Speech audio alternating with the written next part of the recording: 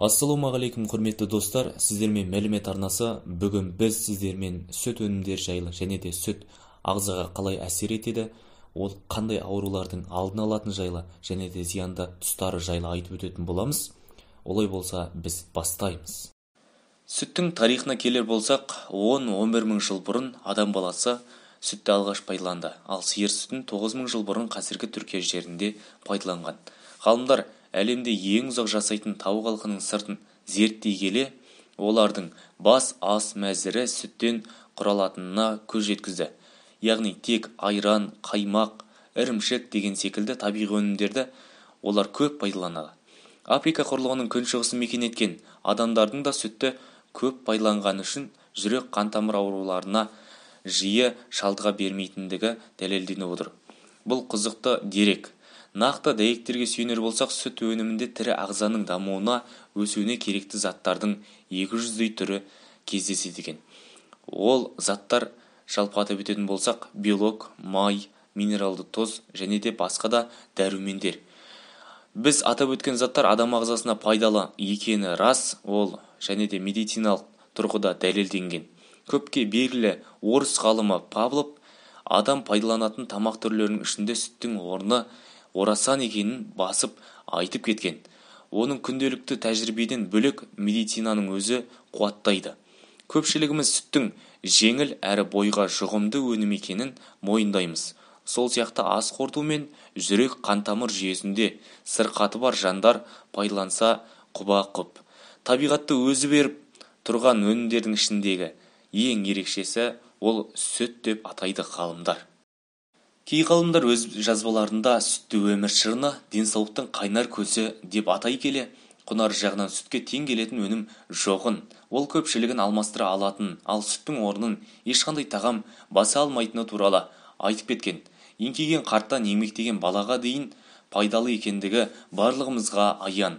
Көне медицина реформаторы ежелгі грек дәрігері Гиппократ сүттің шипасы туралы жақсы айтқан. Ол бұл өнімнің қандай дерттерге ем болғандығында және де кейбір сырқаттарға көмек көрсете алмағандығы туралы да жазып кеткен.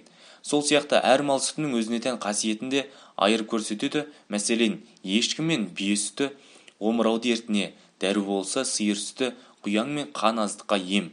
Бір қызығы, есек сүтінің де пайдасы бар екендігі айтылған. Гиппократ стресске түсіп, жүйкесі тозып, жүдеп, ашуға берілген жандар сүт ішсе жақсарады дегенді айтып кетіпті.